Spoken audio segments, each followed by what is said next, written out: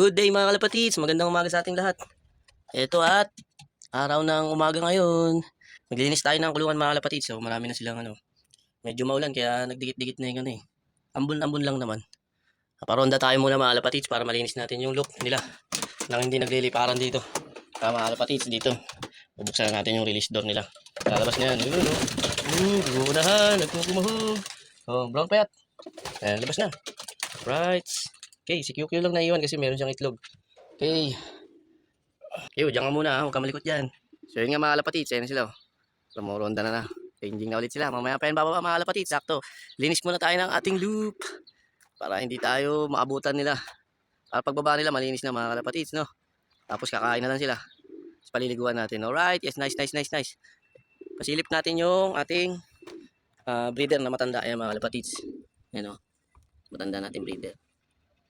Tanda na yun mga kalapatids. 20, 16, di ako nagkakamali. KSA. Ayan, violet yan mga kalapatids. Hindi pala 2016 mga kalapatids, 2013. 2013 mga kalapatids, KSA. Mamaya pakita natin ang silip ko. 2013, tanda na talaga. Pero bumuga pa. Nice. Alright, linis tayo ng loop mga kalapatids. Mga kalapatids, nakapaglinis na tayo ng loop. Linis na ulit oh. Ito yung YB natin oh. Second clutch. Hindi pa natin siya pinapalabas. Okay, papasukin na natin mga tropa. Lagay na tayo ng patuka. Yan sila mga kalapatids. Dito na. Parating na, pababa na. Yan. Alright, pababa na. Papatukay na natin mga kalapatids.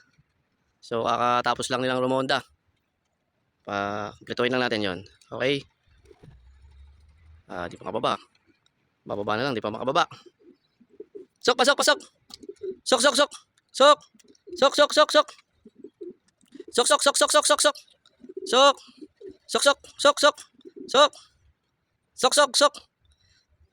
Malaki yung pagbabago ng lipad nila mga kalapatids. Yun. Mamaya ipapaliwanag natin. Meron kasi tayong tinitesting na sistema kung obra. So napansin ko na agad yung pagbabago. Malaking pagbabago mga kalapatids. Right, pasok. Lagay tayong patuka. Sok.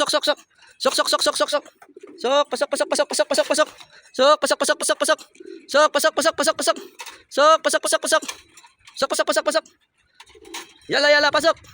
Ito pang isa, naliligaw. Pasok. Sok. Uy, saan pupunta? Bumalik sa dating bahay, oh. Dati mong pinagano. Lakihan, doon ka na. Doon. Di. Hindi takot sa stick mga kalapatids. Kahit ano yung ko sa buntot, hindi agad lumilipad, eh, oh. Yan na. Doon, bilis. Sanay. Yan na, pasok. Sok. Mabusan ka ng pagkain. Yan na, pasok ka doon. Gumagala ka pa. Uy. Pasok na. Di. Gala pa eh. Wala ka ng patuka. Yan, pumasok na lahat mga kalapatids. So yung mga kalapatids. Yan sila. Patuka tayo, no? Yan. Right. So, inobserbahan natin ng 3 araw. Pang-4 na araw ngayon mga kalapatids.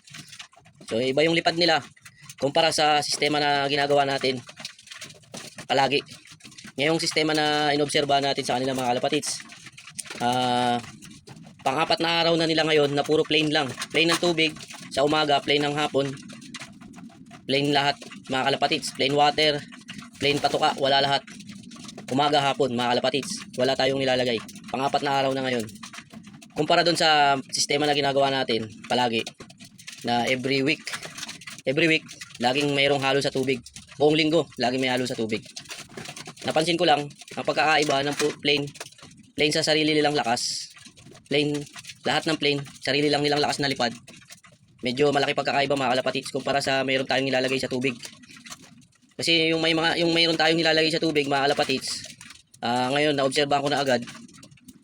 Yung mayroon tayong nilalagay sa tubig, medyo mataas ang lipad nila, medyo matagal. Medyo malakas sila, tsaka hindi hinihingal.